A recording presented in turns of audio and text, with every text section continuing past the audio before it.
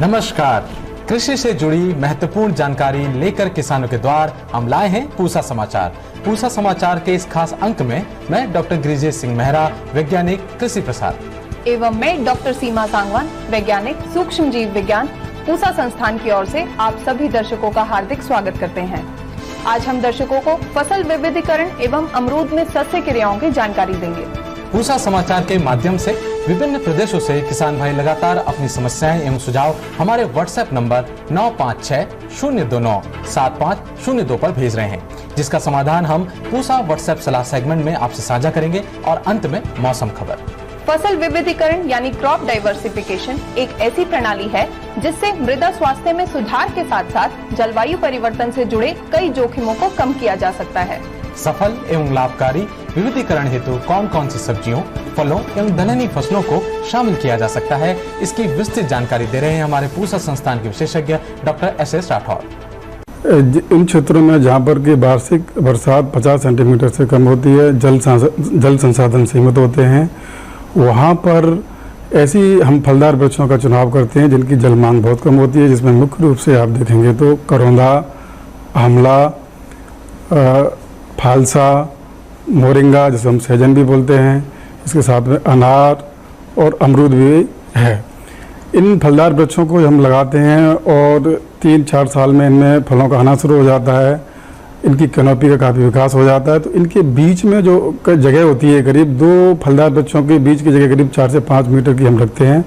तो इस 5 मीटर की जगह को हम बोलते हैं अलेज या रास्ते।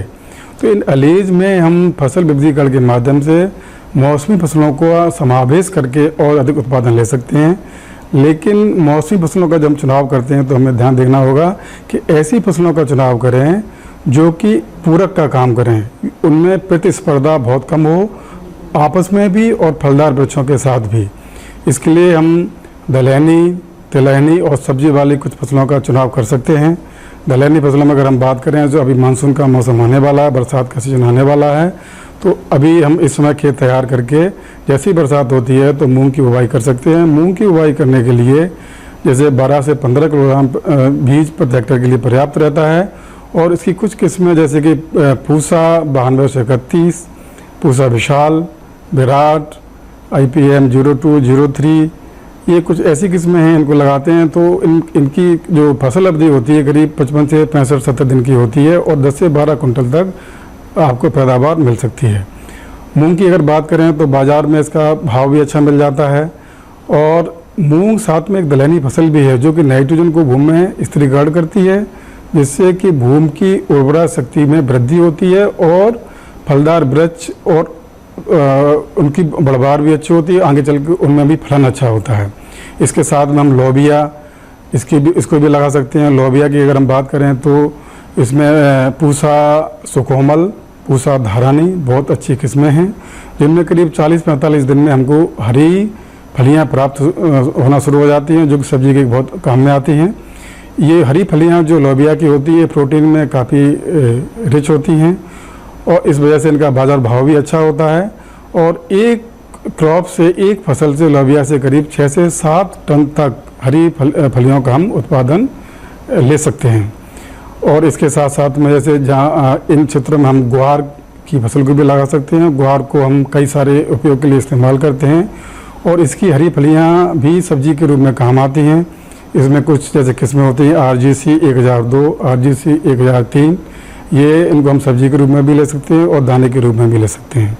इसके साथ साथ में कुछ तिलहनी फसलें जैसे मूंगफली होती है, इसकी कैनोपी बहुत ज़्यादा नहीं बढ़ती है, स्प्रेडिंग टाइप की होती है, कुछ बंच टाइप की होती है, तो मूंगफली का भी हम इसमें समावेश कर सकते हैं। मूंगफली के साथ में सोयाबीन, ये भी दलहनी फसल है जो तेल के रूप में भी इस्तेमाल की जाती है।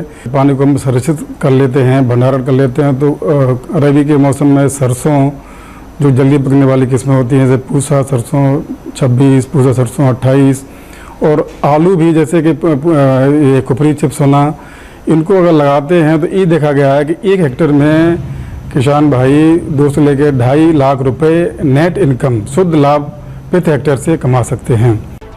फलों में अमरूद एक प्रमुख फसल है जिसमें बरसात एवं सर्दियों के मौसम में फल आते हैं और इस समय बरसात की फसल में फल लगने की अवस्था आने वाली है। अमरूद में अच्छी उपज लेने हेतु कीट प्रबंधन, बैगिंग एवं थिनिंग सहित अन्य महत्वपूर्ण समसामयिक कृषि कार्यों की विस्तृत जानकारी दे रहे हैं पूसा संस्थान के विशेषज्ञ डॉक्टर अमित गोस्वामी। अमरूद की मूलतः दो प्रकार की फसलें होती हैं, एक बरसात की फसल, एक सर्दियों की फसल। अमरूद में जो फलन होता है वो 95% बरसात की फसल होती है और 5% सर्दियों की फसल आती है। गुणवत्ता के हिसाब से सर्दियों की फसल बरसात की फसल से अच्छी होती है, पर कई बार किसान भाइयों का अनुरोध आता है कि हमें बरसात की फसल भी कुछ लेनी है। तो बरसात की फसल को अगर हमें फल मक्खी से मुक्त बरसात की फसल लेनी है और फलों का साइज भी अच्छा लेना है और फलों की गुणवत्ता भी अच्छी रखनी है, तो हमें मूलतः 3 बातों का ध्यान रखना है। सबसे पहली बात यह है कि अमरूद की अगर आप बरसात की फसल देखेंगे तो उनमें 95% फलन होता है। अमरूद में बहुत ज़्यादा फल लगते हैं। जब ज़्यादा फल होंगे तो अमरूद का फल गुणवत्ता युक्त नहीं होगा। उसके लिए हमें क्या ध्यान देना है कि जैसा कि आप देखेंगे कि अमरूद में मूलतः ऐसे 3 फल एक शाखा में आते हैं, उसमें से आपको इस किनारे के अगर आप 2 फल तोड़ दें और इस वाले फल में हम अगर बैगिंग कर दें तो अमरूद की एक तो इसकी फलों की गुणवत्ता बहुत अच्छी हो जाएगी, इसके साथ साथ जो फल मक्खी की समस्या है उससे भी हमें निदान मिल सकता है। अगर हम ध्यान देने वाली बात है कि अमरूद को कच्चा और पक्का दोनों खाते हैं, तो इसमें हम बहुत ज़्यादा रासायनिक चीज़ों का प्रयोग नहीं कर सकते हैं। इसके लिए हमें अमरूद में फेरोमोन ट्रैप का प्रयोग करना चाहिए, जिससे कि फल मक्खी में बहुत अच्छे से निदान संभव है। फेरोमोन ट्रैप में किसान भाई खुद भी बना सकते हैं और इसको हम मार्केट से भी ले सकते हैं। अमरूद में जो फेरोमोन ट्रैप यूज़ होता है उसको मिथाइल यूजिनाइल ट्रैप कहते हैं। इन ट्रैप की करीब 10 से 15 ट्रैप प्रति एकड़ के हिसाब से अगर हम अमरूद के बाग में लगाएं तो फल मक्खी में बहुत हद तक निदान संभव है। अगर हम 3 चीज़ों का ध्यान रखें, एक तो थिनिंग की सही समय, जो कि ये बिल्कुल सही समय चल रहा है। दूसरा, अमरूद में थैली चढ़ाना। थैली बहुत नितांत आवश्यक है अगर अमरूद में आपको उत्पादन करना है बिना किसी कीड़े के। और तीसरा, आपको फेरोमोन ट्रैप का प्रयोग करना है। फेरोमोन ट्रैप में 3 चीज़ें होती हैं, एक मिथाइल यूजिनाइल जो कि एक फेरोमोन है, दूसरा उसमें स्पाइनोसाइड करके एक कीटनाशक होता है और उसको हम इथेनॉल से घोल लेते हैं। इन तीनों के मिश्रण का 0.1% मिश्रण को हम एक लकड़ी की किसी भी लकड़ी के गत्ते या लकड़ी के उसमें डुबो के रखते हैं और उसके हम डिब्बे बना लेते हैं और ऐसे डिब्बों को हम करीब 15 से 21 डब्बों को हम प्रति एकड़ अमरूद के बाग में लगा देते हैं और इनको फिर हमें ध्यान देना है कि 20 से 25 दिन में हमें इनको परिवर्तित भी करते रहना है। जो गुटियां हैं उसके अंदर जो फेरोमोन ट्रैप के डिब्बे के अंदर डाली गई हैं, तो इससे हमें तीनों चीज़ों का लाभ मिलेगा। एक तो हमें गुणवत्ता युक्त फसल मिलेगी, दूसरा हमें किसी भी तरीके के कीटनाशक का प्रयोग नहीं करना पड़ेगा और तीसरा, जब हम फ्रूट थिनिंग करेंगे तो उसकी साइज अच्छी होगी, उसमें क्वालिटी अच्छी होगी और हमें कुछ हद तक बरसात की फसल के साथ साथ सर्दियों की फसल भी बढ़ सकती है। इन सब बातों का ध्यान रखेंगे तो हम बरसात की बहुत अच्छी फसल अमरूद की ले सकते हैं। किसान भाइयों को हम यह भी बताना चाहेंगे कि पूसा संस्थान के कृषि तकनीकी सूचना केंद्र यानी एटिक में धान के उन्नत बीज उपलब्ध हैं। किसान भाई पूसा संस्थान में आकर कृषि तकनीकी सूचना केंद्र से ये बीज प्राप्त कर सकते हैं या अधिक जानकारी हेतु दिखाए जा रहे नंबर पर संपर्क कर सकते हैं। पूसा समाचार में अब समय है पूसा व्हाट्सएप सलाह सेगमेंट का, जिसमें हम आपके खेती किसानी से जुड़े सभी समस्याओं का समाधान बताएंगे। लखीमपुर खीरी से सौरभ वर्मा जी ने मक्के के पौधे में कीट की समस्या बताई है। आपकी फसल में शूट फ्लाई का प्रकोप हुआ है। इसके समाधान हेतु इमिडाक्लोप्रिड की 60 से 70 मिलीलीटर मात्रा को 200 लीटर पानी में घोल बनाकर 1 एकड़ में छिड़काव करें। हनुमानगढ़ राजस्थान से बलजिंदर सिंह जी ने अंजीर के फल में भूरे निशान बनने तथा अंदर से सड़ने की समस्या बताई है। आपकी फसल में बोरोन की कमी तथा फल मक्खी का प्रकोप हुआ है। बोरोन की कमी को दूर करने हेतु बोरिक एसिड की 400 ग्राम मात्रा तथा फल मक्खी की समस्या को दूर करने हेतु रोगोर की 400 मिलीलीटर मात्रा को 200 लीटर पानी में घोल बनाकर 1 एकड़ में छिड़काव करें। बुलंदशहर उत्तर प्रदेश से वीर सिंह जी ने करेले के फल गलने की समस्या बताई है। आपकी फसल में फल मक्खी का प्रकोप हुआ है। इसके समाधान हेतु सर्वप्रथम ग्रसित पौधों को खेत से हटाकर नष्ट कर दें तथा इसके रासायनिक नियंत्रण हेतु साइपरमेथ्रिन की 200 ml की मात्रा को 200 लीटर पानी में घोल बनाकर 1 एकड़ में छिड़काव करें।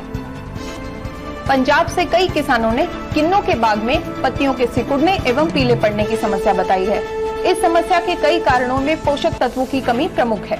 इसके समाधान हेतु सर्वप्रथम कॉपर ऑक्सीक्लोराइड की 400 ग्राम की मात्रा को 200 लीटर पानी में घोल बनाकर 1 एकड़ में छिड़काव करें। साथ ही पौधों की प्रमुख शाखा पर बोर्डो पेस्ट लगा दें। इसके अलावा जिंक सल्फेट एवं बोरेक्स की 400 ग्राम की मात्रा को 200 लीटर पानी में घोल बनाकर 1 एकड़ में छिड़काव करें। आइए सुनते हैं आने वाले सप्ताह में कैसा रहेगा देश भर में मौसम का हाल, मौसम खबर में। भारत मौसम विज्ञान विभाग द्वारा दिए गए मौसम पूर्वानुमान के अनुसार अगले 2 दिनों के दौरान बिहार, झारखंड, पश्चिम बंगाल, सिक्किम, उत्तरी ओडिशा, पूर्वी उत्तर प्रदेश, कोंकण, गोवा और मध्य महाराष्ट्र में भारी वर्षा होने की संभावना है।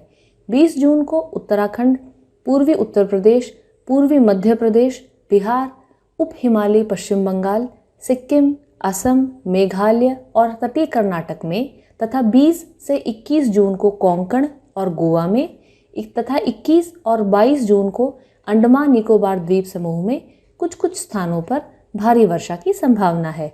18 से 22 जून के दौरान मध्य और दक्षिण पश्चिमी अरब सागर के ऊपर तेज हवा की गति 45 से 65 किलोमीटर प्रति घंटे तक होने की संभावना को देखते हुए मछुआरों को इन क्षेत्रों में उद्यम न करने की सलाह दी जाती है। 23 से 25 जून के दौरान पूर्वोत्तर, पूर्वी भारत, मध्य भारत के आसपास के हिस्सों, महाराष्ट्र के तटीय क्षेत्र, कर्नाटक, केरल, माहे और अंडमान निकोबार द्वीप समूह के अधिकांश हिस्सों में वर्षा की संभावना है। प्रिय किसान भाइयों, बहनों एवं दर्शकों, आशा करते हैं पूसा समाचार का यह खास अंक भी आपकी खेती किसानी से जुड़ी समस्याओं के समाधान में जरूर सहायक सिद्ध होगा। आप सभी दर्शकों से निवेदन है कि ज्यादा से ज्यादा संख्या में हमारे संस्थान के चैनल को सब्सक्राइब करें और पूसा समाचार के हर अंक का लाभ उठाएं। साथ ही साथ हमारे फेसबुक पेज और ट्विटर हैंडल को भी जरूर फॉलो करें। कृषि से जुड़ी समस्याएं या अधिक जानकारी हेतु हमें दिए गए नंबर पर व्हाट्सएप अवश्य करें। अपना नाम एवं पता अवश्य लिखें। आपके सुझावों एवं प्रतिक्रियाओं का हमें हमेशा इंतजार रहता है। कृषि की दिशा में यदि लाने हो नवाचार तो देखते रहिए हमारा साप्ताहिक कार्यक्रम पूसा समाचार। कुछ नए विषयों पर नई जानकारी लेकर हम फिर हाजिर होंगे अगले शनिवार। तब तक के लिए दीजिए इजाजत। नमस्कार।